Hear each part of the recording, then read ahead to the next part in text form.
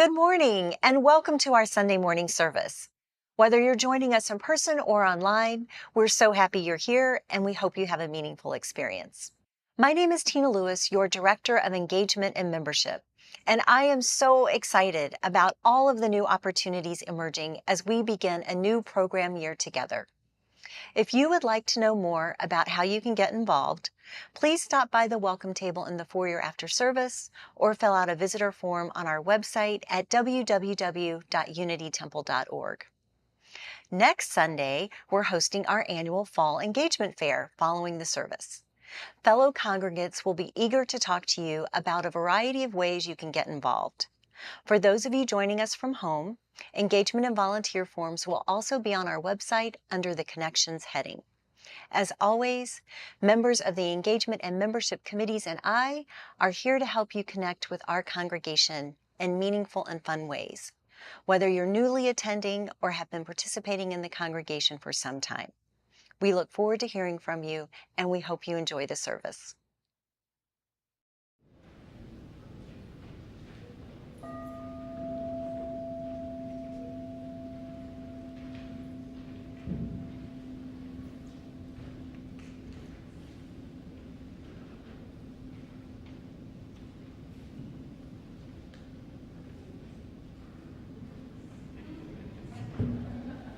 Good morning.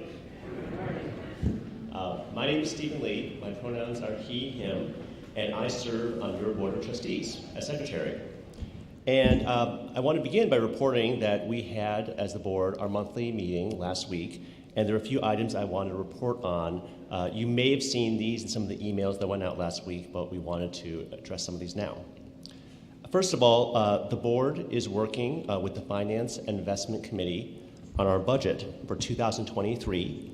We've talked to lots of you over the past few weeks, and we're working on making decisions on our priorities, on possible changes in our staffing configurations, and possible cuts as we move forward as a different, smaller congregation than we were before the pandemic began.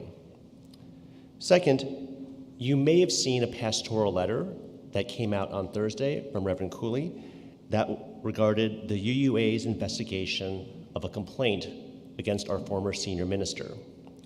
Reverend Pyle from the UUA will be hosting a Zoom tomorrow night to discuss this pastoral letter and the issues there. So take a look for those if you haven't seen already. The board will also have its standard Reflecting with the Board sessions over the next week. We'll have one on the 21st and one on the 26th. These are opportunities for the board to hear from you. So please join us if you want to talk with the board about anything or have any questions for the board. And again, all of that's in some of the emails you've already received or should have received. We appreciate everyone wearing a mask as a way to help protect each other. If you find yourself needing a break from wearing a mask during the service, please step out and go to the patio and return when you feel comfortable. Each week, we talk about or remind ourselves of our core values as you use here: connection, transformation, justice, and acceptance. We seek to embody these core values in our daily lives by welcoming all, inspiring compassion, nurturing wonder, and serving community. We are so glad that all of you are here with us today. We hope you find the service inspiring and meaningful. And now I ask you to invite you all to greet one another, both here in the sanctuary and online. Good morning. Good morning.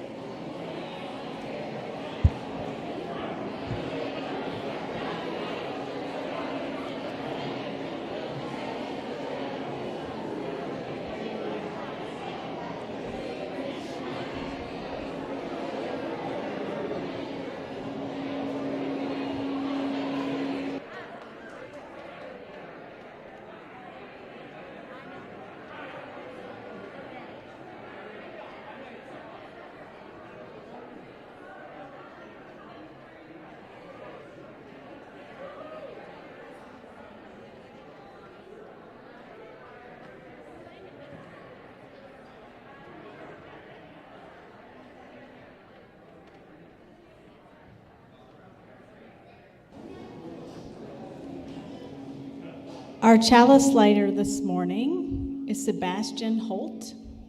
He likes to play soccer.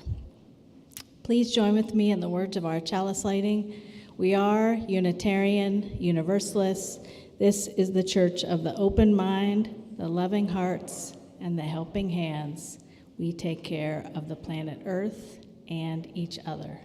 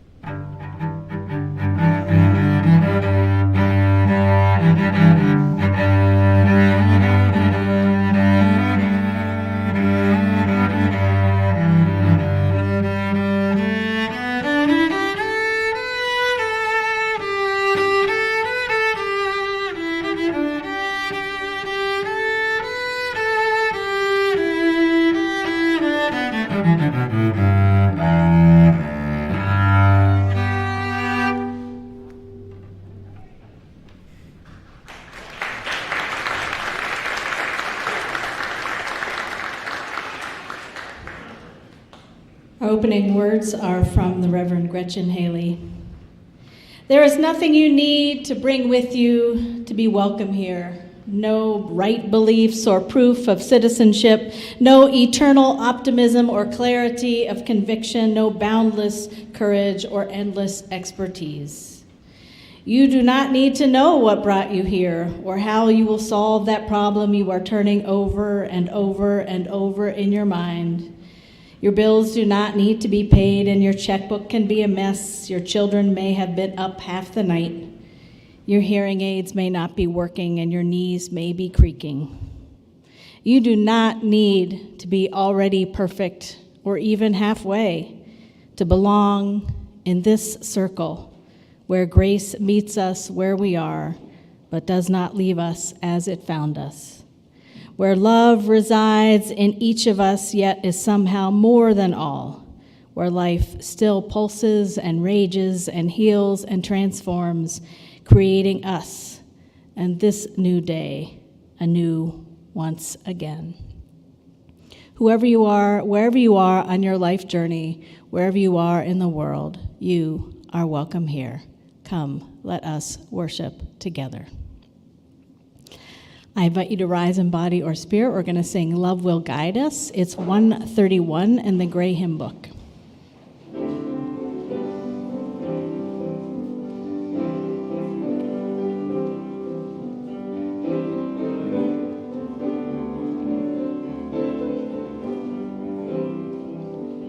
Love will guide us, peace has tried us, hope inside us will lead the way on the road from grief to giving. Love will guide us through the night. If you cannot sing like angels, if you cannot speak before thousands, you can give from deep within you. You can change the world with your love.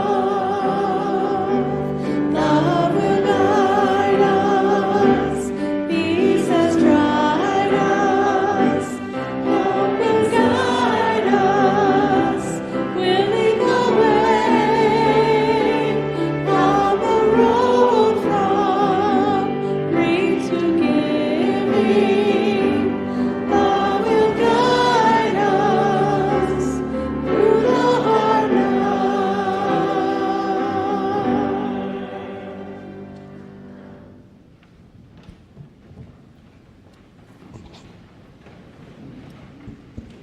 Please join me in reading the words of our covenant, which are listed in the order of service or on screen. Love is the doctrine of this congregation. The quest for truth is its sacrament, and service is its prayer. To dwell together in peace, to seek knowledge in freedom, to serve humanity in fellowship, to the end that all souls shall grow into harmony with the divine. Thus do we covenant with each other and with God.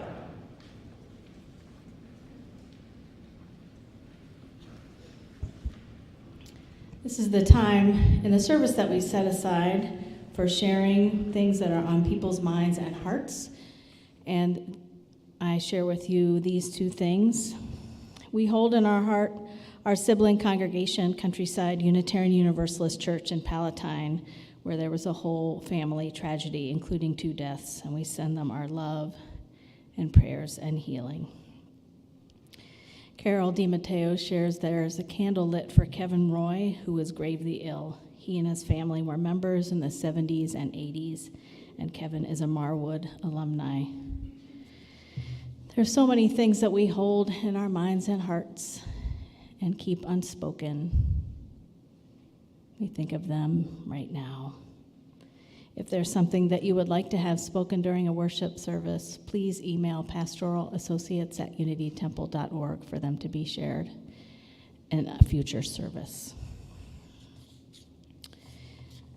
It is the beginning of Banned Books Week, celebrating the freedom to read, and I got to thinking about all of the stories that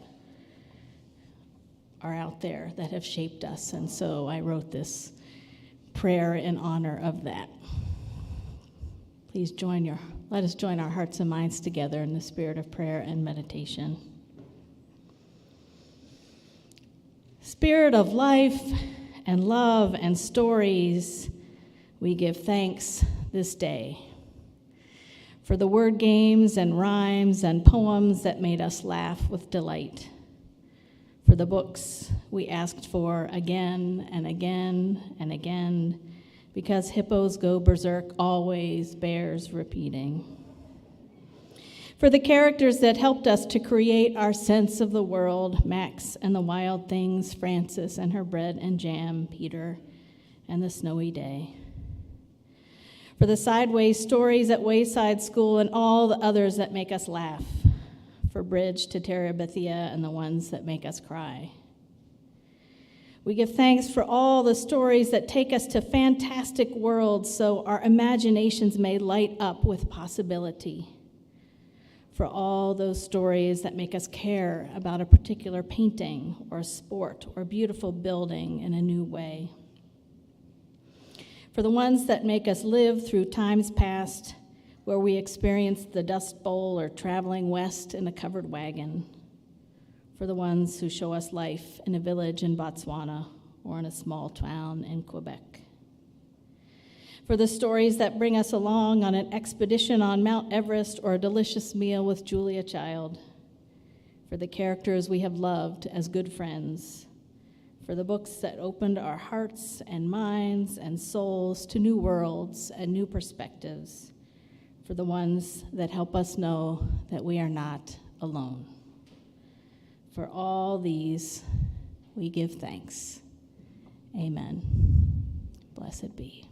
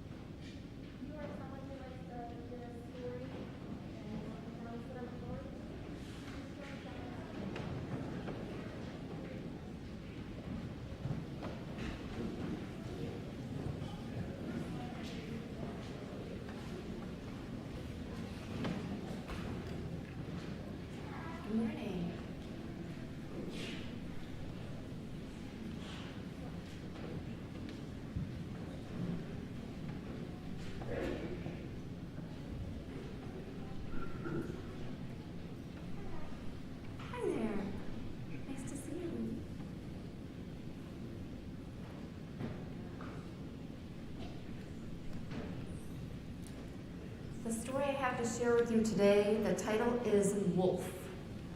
And the author is Becky Bloom, and the illustrator is Pascal Biak. After walking for many days, a wolf wandered into a quiet little town. He was tired and hungry, his feet ached, and he only had a little money that he kept for emergencies. Then he remembered, there's a farm outside this village, he thought. I'll find some food there.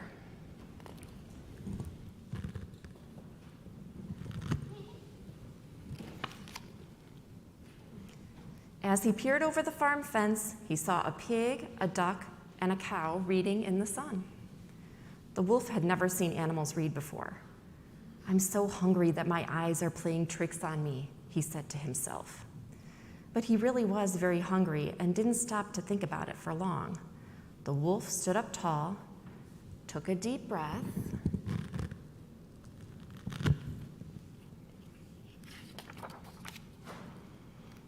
and leaped at the animals and howled, "Ow!" Chickens and rabbits ran for their lives, but the duck, the pig, and the cow didn't budge. "What is that awful noise?" complained the cow. "I can't concentrate on my book." "Just ignore it," said the duck.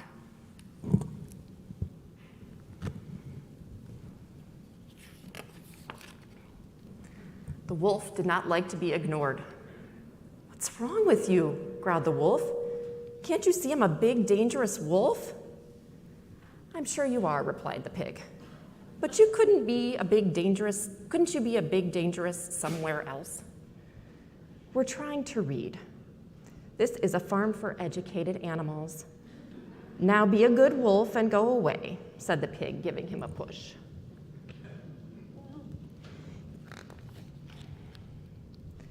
The wolf had never been treated like this before. Educated animals? Educated animals! The wolf repeated to himself, "This is something new.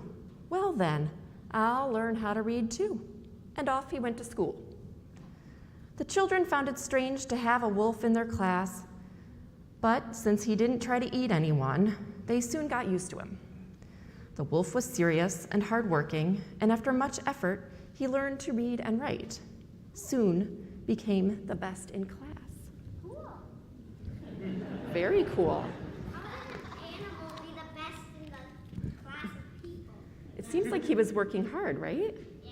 Yeah, That could happen. totally. Except it's a fiction. Except that wouldn't actually happen. It's a fiction. Okay, let's keep reading to see what happens next. Feeling quite satisfied, the wolf went back to the farm and jumped over the fence. "I'll show them," he thought. He opened his book and began to read. "Run, wolf, run. See, wolf, run." "You've got a long way to go," said the duck, without even bothering to look up. And the pig, the duck, and the cow went on reading their own books, not the least bit impressed.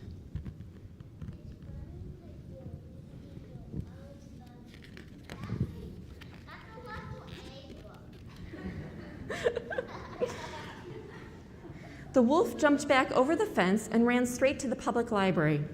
He studied long and hard, reading lots of dusty old books, and he practiced and practiced until he could read without stopping. "They'll be so impressed with my reading now," he said to himself. He's in the library. The wolf walked up to the farm gate and knocked. He opened The Three Little Pigs and began to read. "Once upon a time, there were 3 little pigs. One day, their mother called the man and told them—" "Stop that racket," interrupted the duck. "You have improved," remarked the pig, "but you still need to work on your style." The wolf tucked his tail between his legs and slunk away. Sounds like a robot. Sounds like a robot. You need to do that. Yeah, he's got to work on his style, right? I learned that lesson in school. Yeah. He didn't learn that part yet, I don't think. But the wolf wasn't about to give up. He counted what little money he had left, went to the bookshop, and bought a splendid new storybook, his very first own book. He was going to read it day and night, every letter, every line. He would read so well that the farm animals would admire him. Now he's at the bookstore. Ding dong, rang the wolf at the farm gate. He lay down in the grass, made himself comfortable, took out his new book, and began to read. He read with confidence and passion, and the pig, the cow, and the duck all listened and said not one word. Each time he finished the story, the pig, the duck, and the cow asked if he would please read another.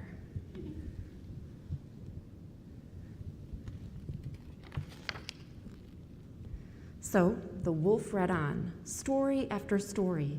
One minute he was Little Red Riding Hood, the next a genie emerging from a lamp, then a swashbuckling pirate. This was so much fun, said the duck. He's a master, said the pig. Why don't you join us for our picnic today, offered the cow.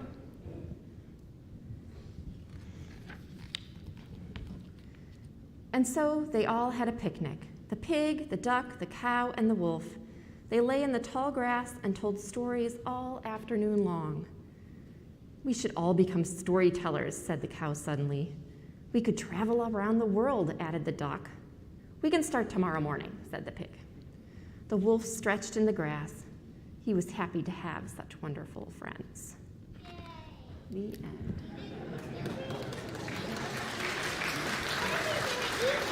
I don't know.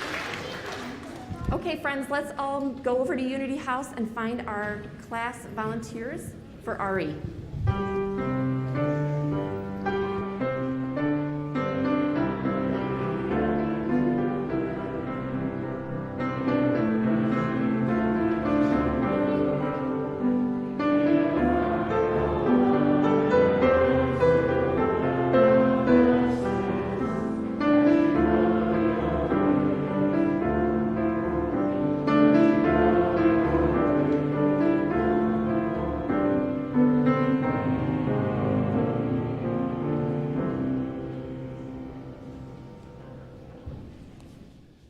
Hello, I am Chet Taranowski, and I've been the leader of many Soul Connection groups over the last several years. The first group that I led started in October of 2014. I'm now leading a group that meets once a month on Friday mornings. In case you are unfamiliar with the Soul Connections program, let me explain some of the details. Church members and friends of the church are offered the opportunity to join an ongoing small group of roughly 8 to 12 people for a discussion of each month's theme. This month's theme is belonging, and the theme for October will be courage. The Soul Connections packets, which are sent to the church mailing list on the first of the month, contain all sorts of thought exercises, poems, links to YouTube videos, Spotify music lists, which are really cool, and other resources to help us reflect on these different themes. So in a Soul Connections group, you'll have the opportunity to share with and listen to the same group of individuals once per month for 2 hours a session. The groups meet for a year, and members have the option of continuing the group for another year. We have groups meeting both online and in person. Now, for shy people like myself, the Soul Connections group are a great way to really get to know other church members. The topics are provocative, and they really make you think about your life. The process is always gentle, and nobody is ever expected to say more than what they feel comfortable sharing. But that being said, members do get to know fellow group members rather well, and you may come to feel that sharing information this is like sharing information as you would with any group of really good friends. Of course, all who participate must agree to keep the information which they hear is confidential. So the groups can come to be pretty supportive of all the group members, and it's not uncommon for people to use the groups as jumping off points for friendship with other people in the congregation. One thing I have gained from being a member of this program is a really good kind of humility. I am repeatedly confronted with how amazing the people of our congregation are. The stories, experiences, and strengths members have shown lead one to celebrate how utterly amazing the people sitting next to you in this church really are. You will never hear these incredible stories just at coffee hour. The groups are led by an appointed leader who guides a discussion and who strives to keep the interaction uplifting. Group leaders also meet together each month to preview these discussion topics and to consider ways to optimize the Soul Connection sessions.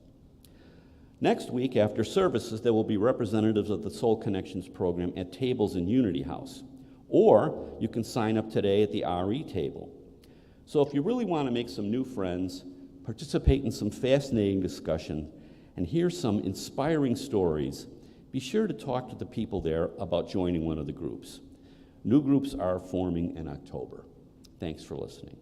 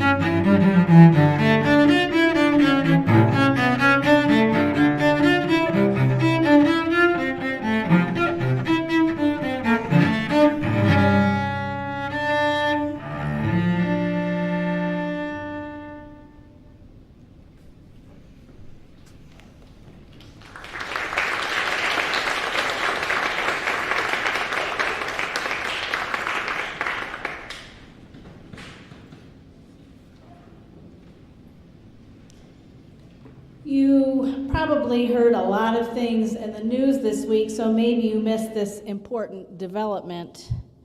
Disney is releasing a live-action movie version of The Little Mermaid. Ariel, the Little Mermaid, the main character is played by a black actress. Movie publicity is movie publicity, but the central kernel of the story is this: Ariel, the Little Mermaid, the main character, is played by a black actress, and people are mad and upset about this. Not all people, of course, but some white people that think they know who the Little Mermaid is and who she can or should be. I know. Real Linda Carter tweeted in disbelief, "People are mad that the Little Mermaid is black? The lady who is also a fish? Who lives under the sea? Whose best friend is a talking crab?" Overt racism aside, I have been pondering this reaction. I remember when years ago they made a movie out of my all-time favorite book, Harriet the Spy. The Harriet and many of the other casting choices in the film version did not match the pictures or ideas I had in my head about who they should be. But I gave it a try anyway, and it worked, I thought, differently than I would have done it, but it worked. It's fascinating to me how we, all of us, get ideas into our heads and hearts, and sometimes we find it super hard to let them go. I've been listening to a podcast called Pulp Culture Preservation Society, which takes a look at pop culture elements that were popular in my age demographic of growing up. They had an interview with Karen Grassley, who played Ma Ingalls on the TV show Little House on the Prairie. And when I heard Karen's voice, I was transported back to my childhood Little House watching days and being comforted by her soothing presence and tones. And on the podcast, she talked about her newly published memoir available on audiobook. And my first reaction was, oh, I totally want to listen to that. And then I thought, do I want to listen to that? Because if I listen to that, then I'm probably going to find out things about that show that maybe are hard, and I might find out things about this person that are going to give me a different picture of who she is beyond Ma Ingalls. And I might not like that. I'm now listening to it. It's fascinating and challenging, and it's opening up my heart and mind a little bit more, letting me see new truths and new stories. It's giving me a different understanding of this person and this show and many other things. As Unitarian Universalists, we are committed to an ongoing quest for truth and meaning. We know our beliefs are ever evolving, that our truths and ideas are made for testing over and over and over again. We welcome new and more information. We ask ourselves and each other questions over and over again. This is generally speaking, of course. It's not always easy to do, and so we do it imperfectly. Sometimes we struggle with having to change our perspective and open ourselves to new stories, but we do agree on principle that it's a good principle.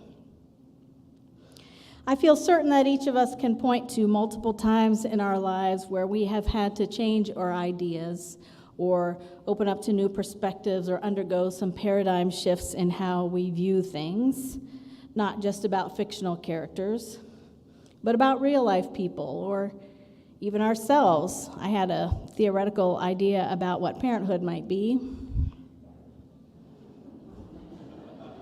I think you know where I'm going with this. Then I became a parent, and I became a parent of a child of a different race. I was given lots of images about who I would grow up to marry, and then I fell in love with a woman who became my wife. Those are just two foundational shifts that I have experienced. There are people in my life for whom these were also new ideas, and some found them more challenging than others. Some of you may have had similar experiences, and maybe some of your own and others' reactions have caused some real pain. It seems to me that as some of the heterosexual, white supremacist, cisgender, patriarchal norms in our society have been dismantled, that has been greeted with both welcome arms and virulent threats. As this has unfolded, in some ways it feels like the extreme ends of this are getting further and further apart. Today begins Banned Book Weeks 2022, the annual celebration of the freedom to read, highlighting the value of free and open access to information. Banned Books Week was originally started in 1982, though we are all well aware that the promulgation of dangerous stories and the suppression thereof began centuries earlier. Some of this was even connected to our own religious heritage, the dangerous stories and ideas part, that is. I last preached a sermon on Banned Books Weeks a few weeks ago, and the latest statistics on banned books then was this. In 2017, there were 416 reports of challenged books. 416 times have changed. They've gotten worse. The Banned Book Week's website reported on Friday, the American Library Association reports that 681 challenges to books through the first 8 months of this year, involving 1,651 different titles. In all of 2021, the ALA listed 729 challenges directed at 1,579 books. Because the ALA relies on media accounts and reports from libraries, the actual number of challenges is likely far higher, worse, and getting worser. Here's the thing, books can save lives. If you're a reader, you know that to be true. Even if you're not, perhaps you've been here on a Sunday when you heard a picture book or a poem or a reflection from someone that made you feel like you were not alone. That kind of thing saves lives all the time. James Baldwin, who was, among other things, a black gay man, wrote, "You think your pain and your heartbreak are unprecedented in the history of the world, but then you read." It was books that taught me that things that tormented me most were the very things that connected me with all the people who were alive, who had ever been alive.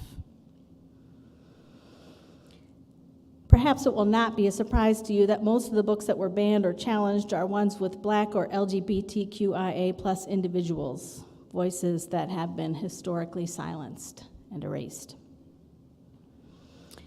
This week, the Downers Grove Public Library made the difficult decision to cancel a drag queen bingo event because they received a number of threats. They wrote in a letter to the community, "Providing an inclusive, welcoming, and safe space for everyone in the Downers Grove community is of the utmost importance to the library. We recognize the significance of offering services and programs like Drag Queen Bingo that provide a window to the world as well as a mirror to it, creating opportunities for patrons to see the wonderfully diverse community in which we live. Unfortunately, in this case, it is not possible to provide a safe space for everyone due to the threats made." Meanwhile, at Unity Temple last Sunday, the parents of our 8th graders gathered to discuss their kids' participation in the most comprehensive component of Our Whole Lives values-based sexuality education program. We equip our OWL students, as in other realms of our religious education programming, with information and with tools to help them make good decisions. One thing that came up in our discussion was the homework assignment, which requires the students to procure a condom. We wondered together if these kids might run into any objections by store clerks, particularly in this day and age. We remember the time that one cashier did challenge one of our 13-year-olds, and that 13-year-old had the presence of mind to look it up on his phone to prove that anyone, regardless of age, may purchase a condom.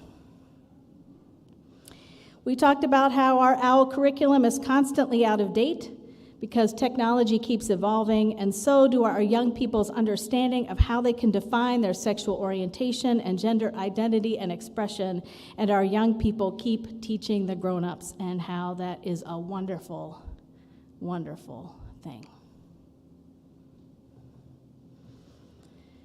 I love the wording that the Downers Grove Public Library used in their letter about how they provide both windows and mirrors to the world.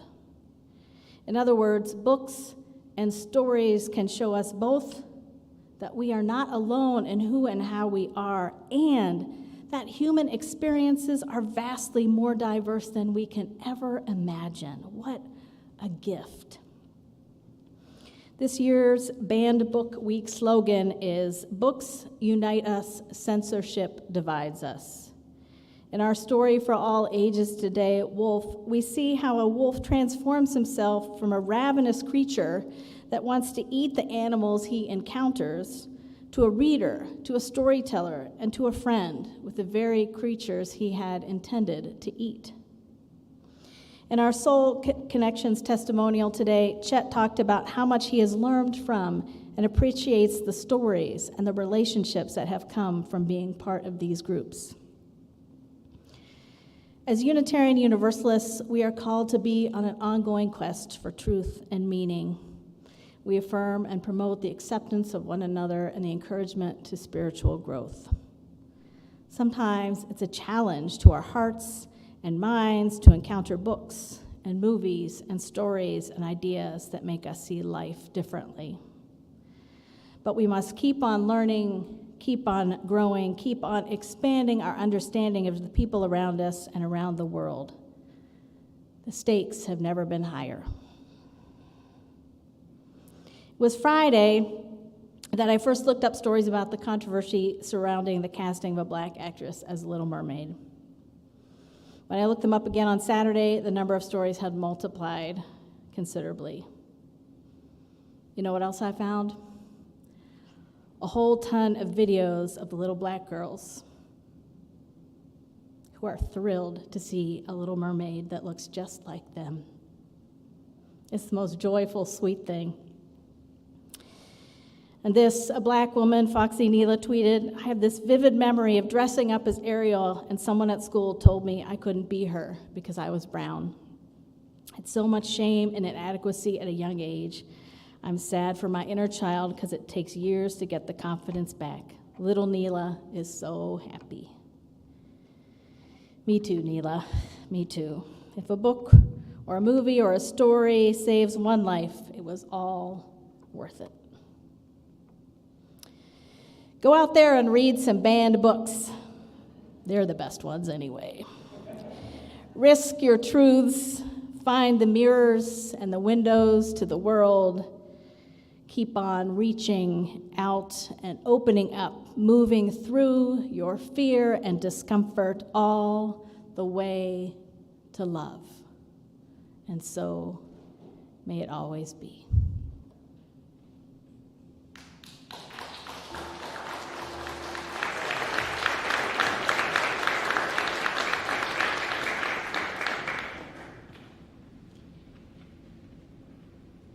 Each week we give our Sunday collection to an organization that aligns with our values. This week our offering supports the great work of Sarah's Inn, providing comprehensive support and improving the lives of people affected by domestic violence through crisis intervention, community education, and violence prevention programs for youth. Sarah's Inn was founded in 1980 and has since grown to become one of the largest and most comprehensive domestic violence agencies, serving Chicago and 22 surrounding West Cook County suburban communities. You can donate by placing a cash or checks in the collection baskets that are being passed around. If you're sitting in the back rows, you'll find baskets under the pews. Please pass the baskets and someone will be in the back of the main floor to collect them all. You could also give by sending a check to the Unity Temple office with Sarah's Inn in the memo line or by following the instructions on your screen. Thank you for your generous support. May we be transformed by our giving, and may the world be transformed by our gifts. We're going to sing. It's a song that's in the Teal Hymnal, 1018. Come and go with me.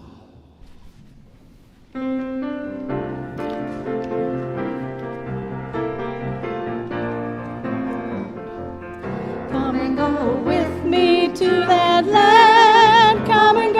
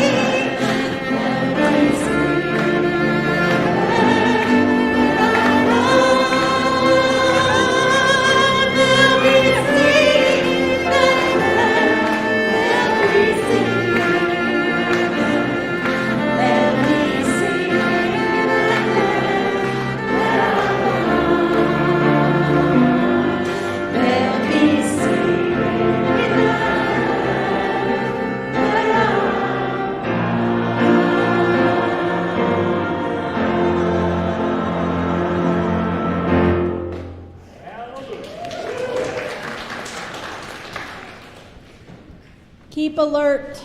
Stand firm in your faith. Be courageous. Be strong. Let all that you do be done in love.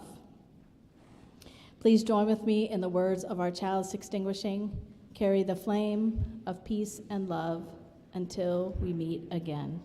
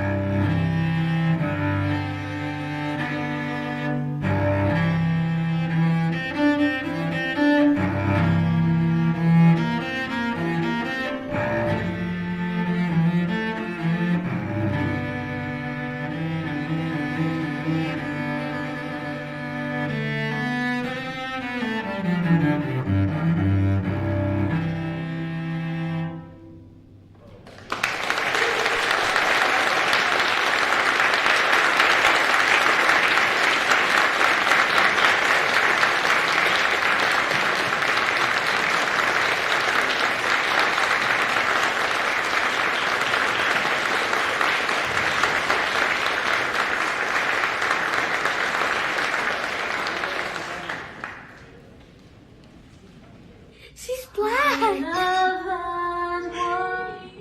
Is she real? Is her as the real her? She's like me. She's round. Mommy! She sounds like me. black girl. She's black! Mama, she's black! What? Oh. She's black! She's black! Yes, yes, yes, yes! Yeah, she's brown like you. We're gonna go see it when it comes out in the theater. Yes!